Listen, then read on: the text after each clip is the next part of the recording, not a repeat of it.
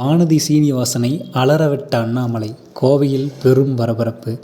தமிழக சட்டப்பேரவைத் தேர்தல் நெருங்கக்கூடிய இந்த சூழ்நிலையில் கோவையில் பாஜக அரசியலில் பெரும் பரபரப்பு ஏற்பட்டிருக்கிறது.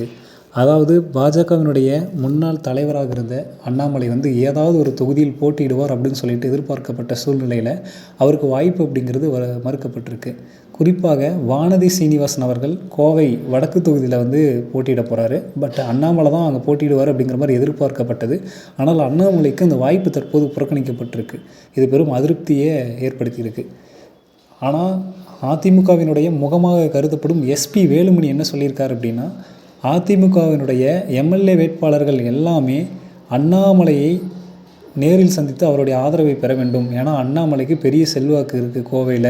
அதனால் கோவை தொகுதிகளில் யாரெல்லாம் போட்டி போடுறீங்களோ சுற்று வட்டாரங்களில் அந்த வேட்பாளர்கள் எல்லாமே அண்ணாமலையை போய் சந்திக்க வேண்டும், அவருடைய ஆதரவை கேட்க வேண்டும் அப்படின்னு சொல்லியிருக்கிறாங்க.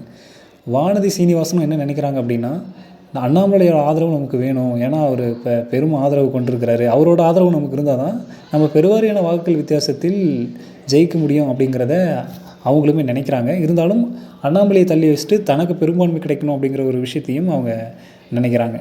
அண்ணாமலையினுடைய ஆதரவு நமக்கு கிடைச்சா மட்டும்தான் போனதை விட இந்த மாதிரி அதிகமான வாக்குகள் பெற்று வெற்றி பெற முடியும் அப்படின்னு வானதி சீனிவாசன் நினைக்கிறாங்க. ஆனால் நேற்று நடந்த அதாவது பாஜகவின் கோவை வடக்கு தொகுதி வேட்பாளரான வானதி சீனிவாசன் அவர்களுடைய வேட்பாளர் அறிமுக கூட்டம் நேற்று ஒரு தனியார் மண்டபத்தில் பார்த்தோம்னா கோவையில் நடைபெற்றிருந்தது. அதில் கூட்டணி கட்சி தலைவர்கள் எல்லாமே பங்கேற்றிருந்தாங்க என்டிஏ கூட்டணியில். ஆனால் அண்ணாமலை மட்டும் பங்கேற்கவில்லை. அதுக்கு என்ன காரணம் அப்படின்னு பார்த்திங்கன்னா, சோசியல் மீடியாவில் என்ன சொல்கிறாங்க அப்படின்னா, அண்ணாமலைக்கு இதில் விருப்பம் இல்லை, இது பிடிக்கல, வேண்டும்னே திட்டமிட்டு அவர் தன்னோட வெறுப்பை வெளிக்காட்டும் விதமாக இதில் பங்கேற்காமல் இருக்கார் அப்படின்னு சொல்லிட்டு சோசியல் மீடியாவில் பல்வேறு தகவல்கள் பரவிக்கிட்டு வருது.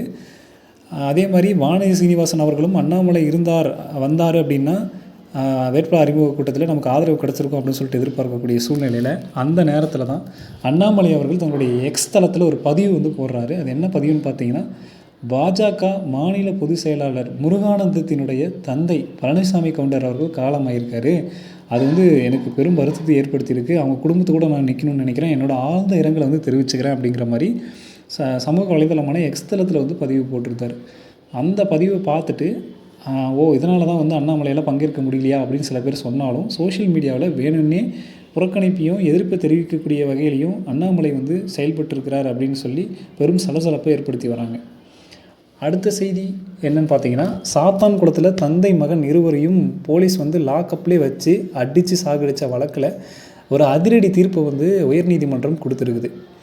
ஸோ கடந்த வாரம் தான் இந்த கேஸ் ஜட்ஜ்மெண்ட்டுக்கு வந்தபோது அந்த நீதிபதி என்ன சொன்னார்னா, மத்திய மாநில அரசுகள் விளக்க அறிக்கையை சமர்ப்பிக்க வேண்டும் அப்படின்னு சொல்லியிருந்தார் உயர்நீதிமன்றத்தில். இப்படியான சூழ்நிலையில் நேற்று ஆஜரான மதுரை மாவட்ட நீதிபதி பரபரப்பு தீர்ப்பு ஒன்று வழங்கியிருக்கிறாரு. இது தற்போது தமிழகம் மட்டும் இல்லாமல் இந்தியா லெவலில் பேசும் பொருளாக இருக்கிறது. அது என்ன தீர்ப்பு அப்படின்னா, இந்த வழக்கில் பழிவாங்கும் எண்ணத்தோட காவல் அதிகாரிகள் தந்தை மகனான இருவரையும் நிர்வாணப்படுத்தி அடித்தே கொண்டிருக்காங்க. சிசிடிவி கேமராவில் இருந்த அனைத்து பதிவுகளையும் நீக்கியிருக்கிறாங்க.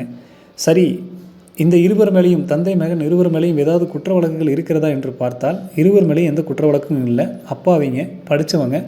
அதனால் பழிவாங்கும் நோக்கத்தோடு காவல்துறை இந்த வேலையை செய்திருக்கிறது. அதனால் சாதாரண ஆயுள் தண்டனை வழங்கினால் போலீஸ் அதிகாரிகளுக்கு பயம் வராமல் போயிடும். அதனால் மரண தண்டனை, இரட்டை மரண தண்டனை விதிக்கிறேன்னு சொல்லிட்டு நீதிபதி இரட்டை மரண தண்டனையை விதிச்சிருக்காரு.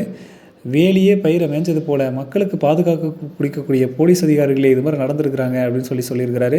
அது மட்டும் இல்லாமல் இந்த வழக்கில் சம்மந்தப்பட்ட 9 போலீஸ் அதிகாரிகளும் தற்போது குற்றவாளிகளாக கைது செய்யப்பட்டிருக்காங்க. இந்த 9 பேர்கிட்ட இருந்தும் பெறப்பட்ட 1.4 கோடி ரூபாய் அபராதத்தை அந்த பாதிக்கப்பட்டவர்களுடைய குடும்பத்துக்கு வழங்க வேண்டும் அப்படின்னு சொல்லிட்டு நீதிபதி ஒரு பரபரப்பு தீர்ப்பு சொல்லியிருக்கிறாரு. தற்போது இது தமிழகத்தில் மட்டும் இல்லாமல் இந்திய அளவில் பெரும் அதிருப்தி ஏற்படுத்தியிருக்கு.